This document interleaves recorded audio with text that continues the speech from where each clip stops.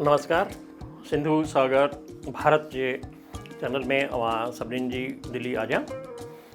असां यूपीएससी जो जेको history of Sindhi literature first paper है उन में हिस्ट्री ऑफ सिंध ॾिसी रहिया हुआसीं।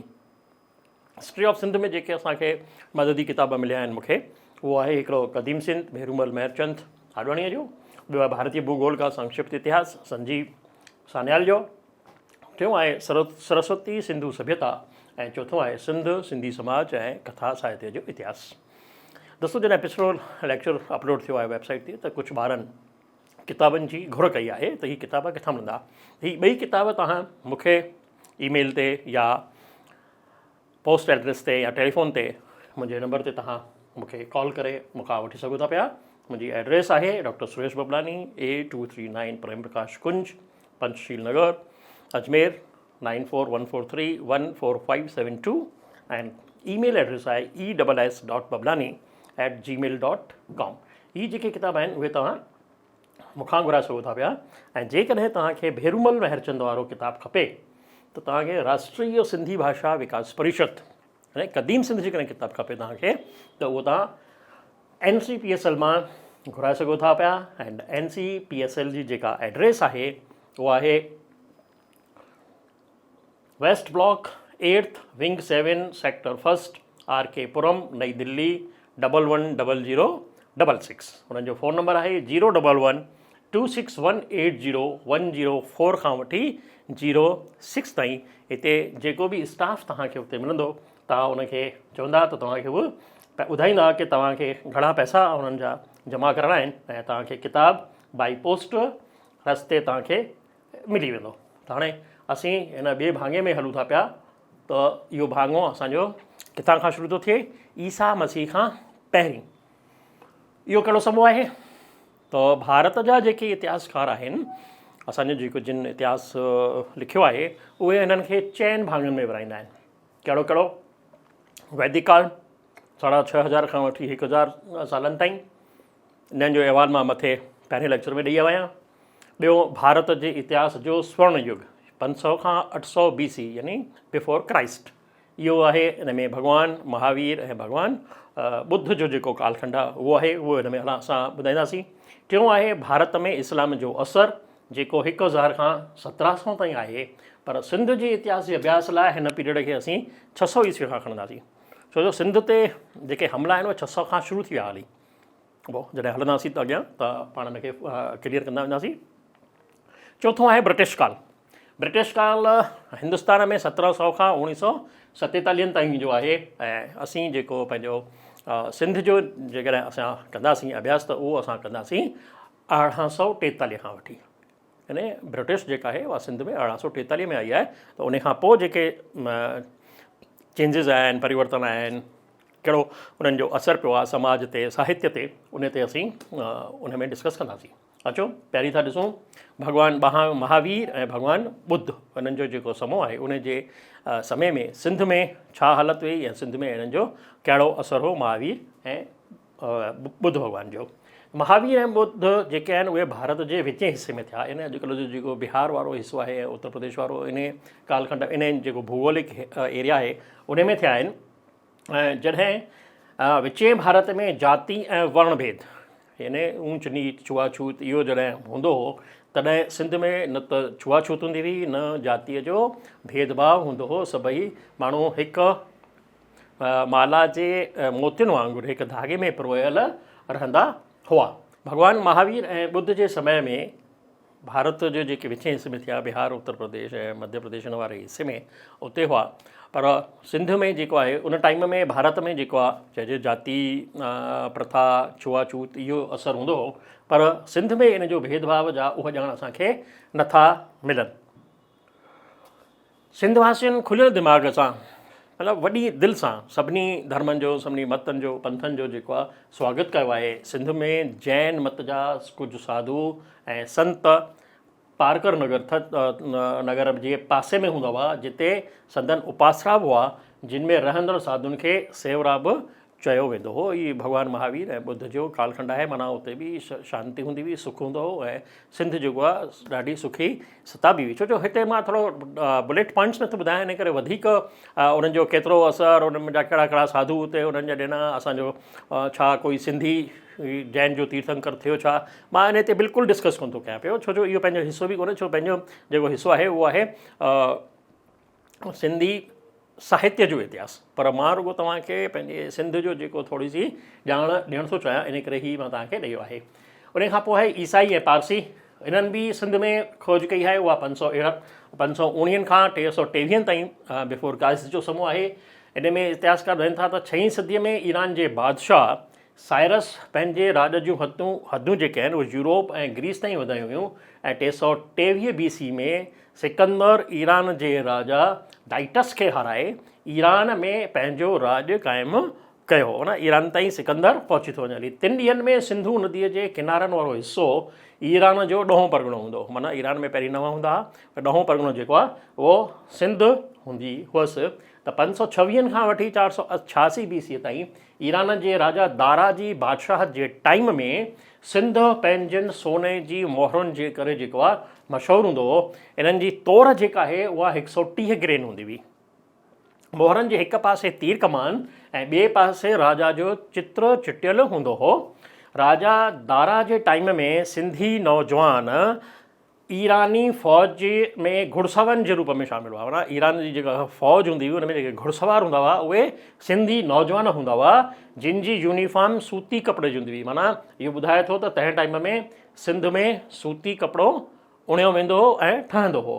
इहे नौजवान पंहिंजी बहादुरीअ लाइ ॾाढा मशहूरु हूंदा हुआ। इन जो अहवालु साईं मोहन गिहाणी साहब पंहिंजे किताब ब्रीफ हिस्ट्री ऑफ सिंध में ॾिनो आहे। हाणे अचो त ॾिसूं जेके ईरान में असांजा नौजवान हूंदा हुआ उन्हनि सिकंदर बादशाह खे कीअं शिकस्त ॾिनी आहे। सिकंदर सप्त सिंधु वारे इलाइक़े मां अचण जी कोशिशि कई। भारत में जेको आहे उहो सप्त सिंधु वारो जेको इलाइक़ो आहे उन मां अचण जी कोशिशि कई, पर उतां जे प्रतापी राजा जेको पोरस हूंदो हो उन हुनखे शिकस्त ॾिनी ऐं हू वापसि पंहिंजे देश वञण लाइ मोटणु लॻो। त उहो मोटण जे लाइ हिन छा कयो, समुंड वारो इलाइक़ो वरितो। पहिरीं त हू आयो हो रेगिस्तान वारे ज़मीन वारे हिसे में, पर वापसि मोटण जे लाइ छो जो हिनखे पूरी उमेदु हुई कि मूंखे वापसि मोटणु न ॾींदा, मां हिते ई जेको आहे ख़तमु थी वेंदुसि। त हुन समुंड वारे पासे खां वञण जी कोशिशि कई ऐं समुंड वारो पासो वञणु माना हुनखे सिंध मां जेको आहे हुनखे लंघणो हो। इन जे लाइ हिन सिंध जे राजाउनि खे घणेई धन ॾियण जी कोशिशि कई, हुनजी आछ बि कई, पर हू हुनजे जेका चइजे लालच में न फाथा ऐं सिंध जे राजाउनि सां हुनजी ॾाढी वॾी जंग थी आहे ऐं हुनजी चङी फ़ौज जेका आहे उहा तबाह थी वई हली। कुझु जेका बचियल फ़ौज हुई उहा सिकंदर सिंधू नदी जे किनारे भंभोर ऐं सोमयानी में डेरो विझी उन्हनि खे धीरे धीरे करे वापसि मोकिलींदो रहियो। इन जो फ़ाइदो सिंध खे इहो थियो जो यूनान सां सिंध जा वापारी रस्ता क़ाइमु थिया। हिन ज़माने में सिंध जा माण्हू साल में 2 खां वधीक फ़सुलु खणंदा हुआ। यानी सिकंदर जे टाइम में सिंध में ज़मीन मां 2 न पर 2 खां वधीक फ़सलूं थींदियूं हुयूं। पोइ 3 थी सघनि या 4 थी सघनि। इहो असांजो आर्थिक विषय आहे, उन ते रिसर्च नथा कयूं पिया, पाण अॻियां था हलूं पिया। समाज जो ढांचो कीअं हो, परिवार गॾियल वॾा हूंदा हुआ, सभई मिली करे रहंदा हुआ ऐं सोन जी ठाहियल प्लेटुनि में खाधो खाईंदा हुआ। अॼु ताईं कंहिंखे बि सोन जी प्लेटुनि में खाधो खाइण जो मौक़ो न मिलियो आहे, पर असां सिंधियुनि खे मिलियो आहे। त मां तव्हांखे चयो हो त मां तव्हांखे तव्हांजी संस्कृति सां जेॾीमहिल वाक़ुफ़ु कराईंदुसि त तव्हांजो सीनो जेको आहे उहो 54 या 56 न पर 60 इंच चौड़ो थींदो। तव्हां चई सघो था त असांजे वॾेरनि सिंध में सोनी थालियुनि में खाधो खाधो आहे। अचो, तालीम जो सिलसिलो कहिड़ो हूंदो, श्रुति ऐं स्मृति, यानी छापे जो कोई कमु कोन हूंदो, किताब लिखजंदा कोन हुआ, पने ते कुझु न लिखंदा हो। हिकु गुरु जेको आहे वेही करे पंहिंजे शिष्य खे श्लोक ॿुधाईंदो हो ऐं श्लोक उहे जेके आहे यादि थींदा हुआ। ऐं जेके गुरुकुल हूंदा हुआ उहे आश्रम जे रूप में हूंदा हुआ ऐं आश्रम झंगल में वण जे हेठां हूंदा हुआ ऐं वण मां जेका ऑक्सीजन वधीक तादाद में मिलंदी हुई त असांजो दिमाग़ बि जेको आहे खुलियलु हूंदो हो। अॼु वांगुरु एसीअ जा रूम्स हुननि खे एसी क्लासरूम्स हुननि, इन करे मेमोरी घटि थी वई आहे हली। अॼु बि जेकॾहिं तव्हां वण जे हेठां वेही करे पढ़ंदा त तव्हांजी मेमोरी शार्प थींदी। अचो अॻियां था हलूं। मुख्य कमु जेको आहे इन में खेती ॿाड़ी ऐं वापारु ॿई हूंदो हो। मौर्य सिकंदर खां पोइ मौर्य टाइम थो अचे पियो, जंहिंमें चाणक्य चंद्रगुप्त जेको आहे मशहूरु आहे। त अचो ॾिसूं उहो कहिड़ो टाइम आहे। 321 खां 185 BC यानी बिफोर क्राइस्ट। चंद्रगुप्त मौर्य जो पीउ सिंधू नदीअ जे ओभर वारे किनारे ते वसियल पी प्लाना जेको गांव आहे, पीपल वन उन्हनि जो नालो थो चइजे, उन जो राजा हूंदो। ऐं चंद्रगुप्त जो जनमु संदसि पीउ जे हिकु लड़ाईअ में मारिजी वञण खां पोइ थियो आहे। पोइ साका शहर में थियो आहे। उहा अॼोकी सराइकी ॿोली ॻाल्हाईंदड़ इलाइक़े में थियो। माना अॼोकी सराइकी ॿोली जेका आहे उहा सिंध ऐं पंजाब जे लॻियल जेके बाउंड्रीज़ आहिनि, सखर, रोहिड़ी, रहीम यार ख़ान, इहे जेके इलाइक़ा आहिनि इहे सराइकी ॿोलीअ वारा आहिनि क़रीब क़रीब शायदि। त उन्हनि में उनजे आसपास ई उते थियणो आहे। ईअं चवण में वाधारो न थींदो त चंद्रगुप्त मौर्य पहिरियों सिंधी हो जंहिं सॼे भारत खंड ते राज कयो हो। जेकॾहिं असीं चऊं त सिंधी चंद्रगुप्त सॼे भारत जो जेको अखंड भारत हो उनजो राजा हो, त को वधाउ न थींदो। चंद्रगुप्त तक्षशिला में आचार्य चाणक्य खां शिक्षा वरिती हुई। इहो आलिम आश्कार आहे, असां सभिनी खे ख़बर आहे। मगध जो राजा बणियो, मगध राजधानी कई ऐं सॼे भारत ते हुन राज कयो हो। मौर्य जे टाइम में फ़ौजियुनि खे पघार ॾिनी वेंदी हुई। हिन खां पहिरीं जेको आहे सैनिकनि खे पघार ॾिनी, उन्हनि खे जेके ज़रूरतूं हूंदियूं उहे रुॻो ज़रूरतूं पूरियूं थींदियूं हुयूं। वाणिज्य वापार लाइ वॾा रस्ता ठाहिया विया। चंद्रगुप्त 24 सालनि ताईं राज कयो ऐं संदसि पोटो अशोक, सम्राट अशोक, जंहिं अशोक स्तंभ बि ठाहियो, उहो नाम्यारो राजा बणियो, जंहिं कलिंग जी लड़ाईअ खां पोइ बुद्ध धर्म क़बूलु कयो। हाणे हिते ई जेको आहे बुद्ध धर्म असां वटि वधीक शुरू थी थो वञे हली। इन खां पोइ ई सिंध जो राज धर्म जेको आहे उहो बौद्ध धर्म थी वियो। ऐं सिंध में जिते जिते बि महात्मा बुद्ध वियो हो उते उते बौद्ध मठ ऐं विहार ठाहिया विया। हिन वक़्त में सिंध जो वापारु भारत जे विचे हिसे सां वधियो, यानी बिहार मध्य प्रदेश वारे हिसे सां बि वधियो आहे। त सिंधी समाज में बहादुरीअ जो मादो बि वधियो, जो सिकंदर जहिड़े जोधे जवान सां लड़ाई बि लड़ी वारी। छो जो ईरान जी फ़ौज में असांजा सिंधी हुआ त उन्हनि सिकंदर सां बि लड़ाई लड़ी आहे। ऐं चंद्रगुप्त मौर्य बि हिकु जोधो जवान हो जंहिं मगध ताईं पंहिंजी राजधानी, मगध में वञी करे राजधानी ठाही ऐं भारत ते राज कयो। अशोक सम्राट बि उनजी बि जेका आहे ताक़त असांखे यादि आहे। उन ते वधीक वधाउ न कंदे अचूं था क़बाइली समय ते। 187 BC खां 28 AD ताईं। त सम्राट अशोक जे बुद्ध धर्म वञण खां पोइ हिंदुस्तान जो राज नंढनि नंढनि टुकड़नि में विरहाइजी वियो वरी, ऐं घणेई रियासतूं ख़ुदि मुख़्तियार ऐं आज़ादु थी वियूं। तंहिं करे हिंदुस्तान कमज़ोर थी वियो। ॾिसो, जॾहिं रियासतूं सभु मिलियल हूंदियूं, उन में पंहिंजो व्यवहार हूंदो, त आराम सां असीं जेको आहे राज करे सघूं था। पर जॾहिं रियासतुनि में विरहाइजी वेंदो हली, भाङा भाङा थींदो हली, टुकड़ा टुकड़ा थींदो हली, त असां कमज़ोर थी वेंदासीं हली। त हिंदुस्तान कमज़ोर थी थो वञे हली। सिंध ईरान ऐं यूरोप खे सभ खां वेझो हो ऐं सरहदी इलाइक़ो हो। तंहिं करे ॿाहिरियनि हमलनि जो मुक़ाबिलो सिंध खे ई करिणो पवंदो हो। माना ईरान, इराक, अफ़गानिस्तान वारो जेको अफ़गानिस्तान खां पोइ वारो हिसो आहे उहो यूरोप जो सॼो सिंध खे पासे में थो पए। इन करे उतां ई जेको आहे हमला वधीक थींदा हुआ। उहो सिंध जा मामोई फ़क़ीर आहिनि। जॾहिं इतिहास में वेंदासीं तॾहिं उन्हनि खे सम्झंदासीं। पर उन्हनि जी हिकिड़ी कहावत आहे, जॾहिं कॾहिं सिंधड़ी तोखे कंधारा जोखो, यानी कंधार खां दोखो ई थींदो, तोखे कंधार वारे पासे खां ई हमला थींदा। त उहो हिते बि साबित थिए थो पियो। सम्राट अशोक खां पोइ सिंध ते शक क़बाइलियुनि हमलो कयो ऐं हमले खां पोइ इहे वापसि न मोटिया। माना शक जेके जाती आहे उहा सिंध में रही पई ऐं भारत जे उड़ंदे यानी पश्चिमी किनारनि ते वसी विया। हिन समय जी वॾी घटना आहे हिंगलाज शक्ति पीठ जी खोज। छाकाणि त ॿुद्ध धर्म जे वाधारे खे ॾिसी शंकराचार्य हिंदुस्तान में सनातन धर्म जी वरी स्थापना करण लाइ भारत जो दौरो कयो ऐं सिंध में हिंगलाज शक्ति पीठ खे ॻोल्हे वरी उते पूॼा अर्चना शुरू कराई। जो शंकराचार्य जंहिं शक्तिपीठ स्थापित कराया, त असांजे सिंध में बि हिंगलाज शक्तिपीठ असीं जेको ॾिसी आयासीं कराची जे पासे में, हुनजी बि लॉन्गिट्यूड लैटिट्यूड तव्हांखे ॿुधाईंदो आहियोसि मां। उते उन्हनि जेको आहे स्थापित कई ऐं वापसि असांजी हिंगलाज माता जो दर्शन ऐं पूॼा शुरू थी वई हली। 175 BC में मौर्य वंश जे आख़िरी राजा खे सेनापति पुष्यमित्र मारे संघ घराणे जो पायो विधो, जंहिंजो राज सियालकोट जे पासे सागला खे पंहिंजी राजगद्दी बणायो ऐं राज जूं हदूं जेके आहिनि उहे बल्कान, ग्रीस, सिंध, गुजरात ऐं पंजाब ताईं वधायूं। पुष्यमित्र खे राजा मनेंद्र हारायो ऐं पाण बुद्ध धर्म अपनायो। यानी हिते राजा हाराए थो त हार खां पोइ बुद्ध धर्म थो अपनाए पियो, अहिंसा परमो धर्म। अचो, शक जातीअ सिंध में बोलन पास खां सिंधु नदीअ जे ॿिन्ही किनारनि ते कब्ज़ो करे पंहिंजो राज वधायो आहे। इन ई वक़्त में सिंध जो हेठियों हिसो शक द्वीप चवाराईंदो हो त चीन जे कानसू ज़िले खां बल्कान, अफ़गानिस्तान, नर्मदा जे किनारनि ताईं हूण जातीअ जो राज हूंदो हो ऐं जिन बि बुद्ध धर्म इख़्तियार कयो आहे। 375 AD में भारत जो मज़बूत राज विक्रमादित्य हो, जेको राजा उज्जैनीअ जो राजा हो, विक्रमादित्य राजा हो, जंहिं हुरन खे हारायो ऐं विक्रमी संवत जो पायो विधो, जेको हींअर ईसी संवत हले थो पियो 2080। उहो विक्रम संवत आहे, उहो उज्जैनीअ जे राजा विधो ऐं इन उज्जैनीअ जे राज जूं जेके हदूं आहिनि उहे सिंधु जे किनारे ताईं पहुची वियूं। हली ॿिए दौर में जेके जातियूं हिंदुस्तान में आयूं तिन खे ई अॼुकल्ह राजपूत चयो थो वञे, जेके भारत जे उलहंदे किनारनि यानी पश्चिमी किनारनि ते रहियूं आहिनि।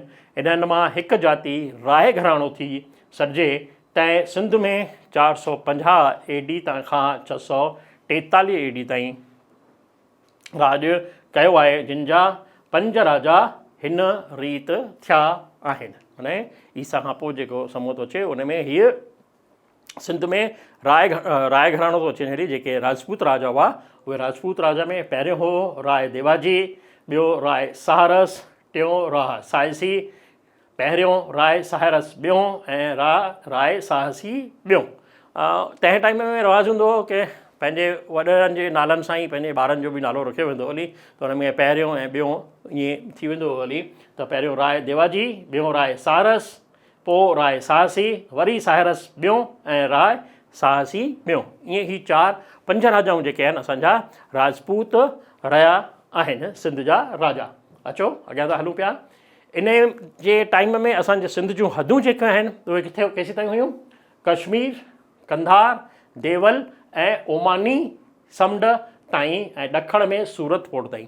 माना गुजरात जो जेको सूरत आहे शहर, उहो बि सिंध जे परगिणे जे हेठि ईंदो हो ऐं उनजी राजगद्दी कहिड़ी हुई? अल्लोर हुई। हिन राज्य में यानी राय घराणे जे राज्य में सिंध सरसब्ज हुई, धन माल सां ख़ुशहाल हुई ऐं मुल्क में पुरअमन शांती हुई।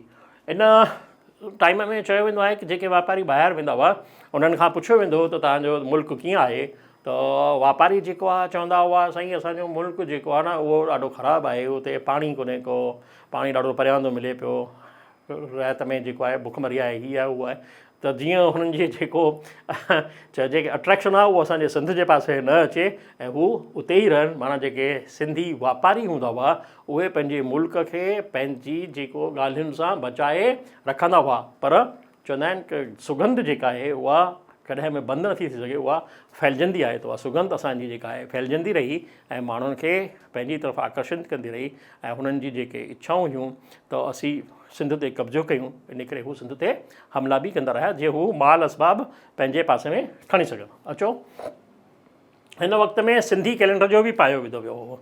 राय साहसी जेको आहे उन सिंधी कैलेंडर जो पायो विधो आहे कंहिं राजा खे हाराइण खां पोइ।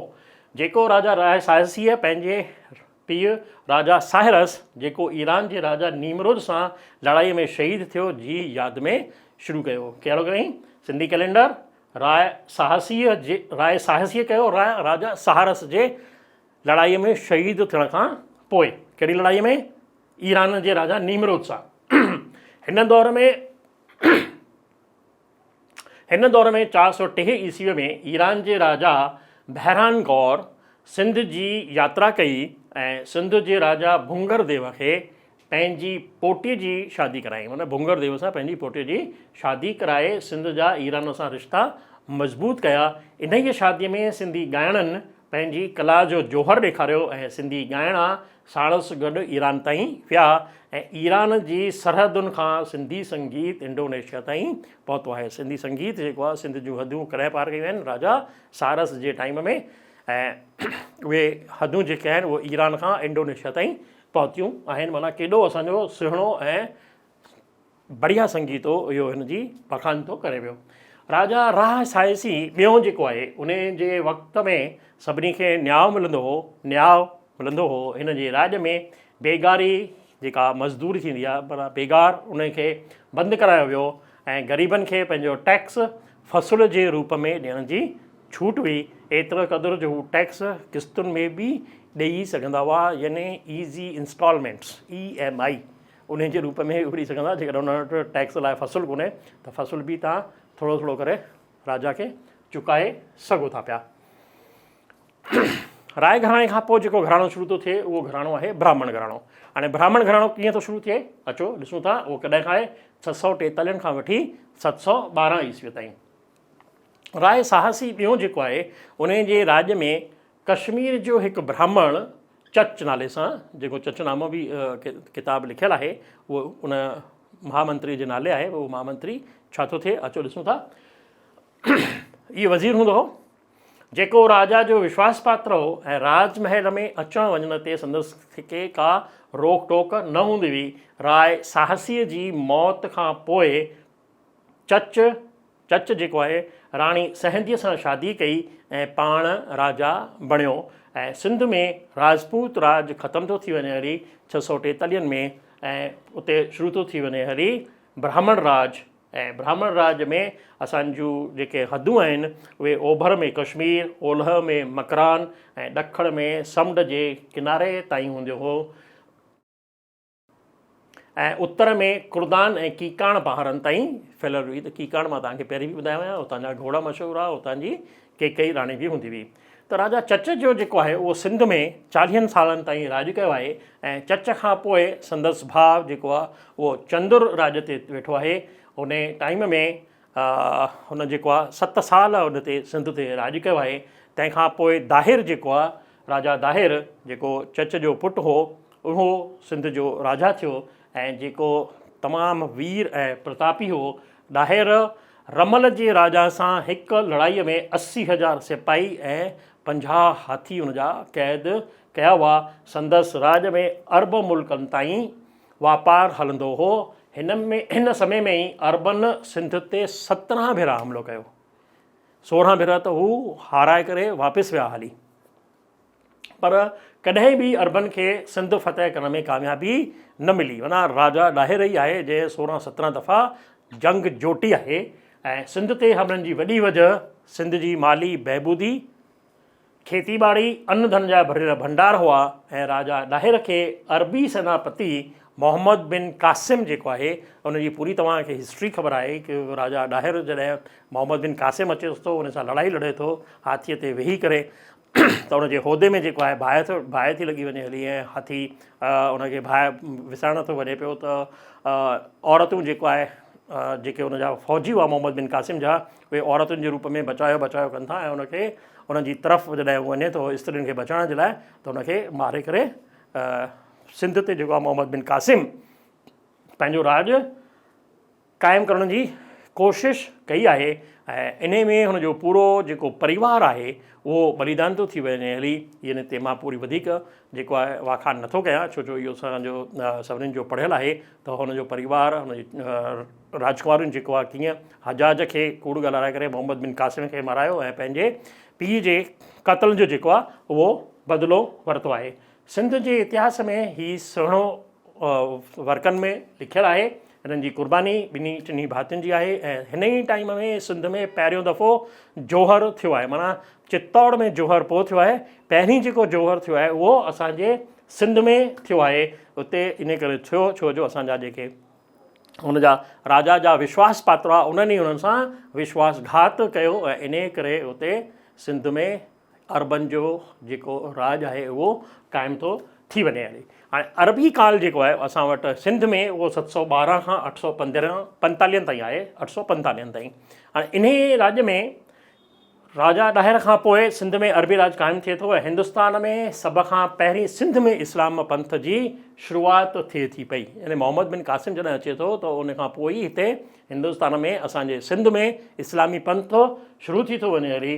पर इन टाइम में बि माना 845 ताईं 31 गवर्नर मुक़ररु थिया। राजा केर बि कोन हो, माना ईरान जो जेको हजाज हो उन बि सिंध में राजा मुक़ररु कोन कयो, मोहम्मद बिन क़ासिम बि मरी वियो हली, त उन खां पोइ सिंध खे एडमिनिस्ट्रेटिवली जेको आहे कंट्रोल करण लाइ हुन गवर्नर कया, ऐं गवर्नर घणा थिया, 31 गवर्नर थिया, जिन में किन जो समूह त जेको आहे कुझु महीना हो के कुझु साल रहिया। ईअं चइजे त सिंध अरबन खे पंहिंजी धरतीअ ते खुड़ियूं ई खोड़ण नथे ॾिनियूं, सिंधियुनि खे ख़लीफ़े जी दरबार में सुठनि उहिदनि ते रसायो वियो, ऐं संस्कृत सां गॾु हाणे हिते ई जेको आहे असांजी भाषा जेको आहे कीअं लिपि ऐं भाषा जेका असांजी ख़राब थी थिए उहो मां तव्हांखे हितां शुरू थो करायां पियो। त संस्कृत सां गॾु अरबी फ़ारसी अखरनि जो वाहिपो शुरू थी थो वञे हली, छो जो जेके राजा जे अंडर में हूंदा उहो जेका राजा जी भाषा हूंदी, राजा जी भाषा ई ॻाल्हाईंदा, इन करे पंहिंजी भाषा जेका संस्कृत आहे उहा धीरे धीरे करे ख़तमु थी वेंदी वञे, उते अरबी फ़ारसी जेको आहे किताबनि में शुरू थी वञे हली। ऐं क़ुर शरीफ़ जो पहिरीं तर्जुमो जेको आहे उहो सिंधीअ में ई कयो वियो 845 जी दौरान ई। हिन दौर में सिंध मां पहिरीं लॾ पटाण थी, यानी राजा जॾहिं ॿाहिरि हाराए थो वञे हली त हुनजा जेके मंत्री आहिनि या उन्हनि जा जेके सैनिक आहिनि उहे सिंध छॾे करे आसे पासे जे परगि॒णनि में वञनि था पिया। हाणे हिते इतिहास में हिकिड़ी ॿी बि ॻाल्हि आहे त केरु चए थो, मोरूमल चेतनदास धांधा पंहिंजे किताब में लिखियो आहे कि राजा ॾाहिर हारायो कोन हो, राजा ॾाहिर मोहम्मद बिन क़ासिम खे जेको आहे हाराए करे पंहिंजे सिंध जो राज पंहिंजे वॾे पुटु जय शाह खे ॾेई करे पाण गुजरात कच्छ काठियावाड़ वारे हिसे में आया, उते 200 साल राज कयो आहे। पर उन ते अञा बि शोध करण जी या उन ते चइजे तहक़ीक़ करण जी असांखे ज़रूरत आहे, तीअं असीं सम्झी सघूं त बराबरि सच छा आहे। छा चच खां पोइ राजा ॾाहिर मोहम्मद बिन क़ासिम जे हमले में मारायो वियो ऐं उनजो परिवार जेको आहे ख़तमु थियो, या उनजो परिवार ज़िंदा रहियो। अचो त हाणे ॾिसूं था त किथे किथे सिंधी विया आहिनि।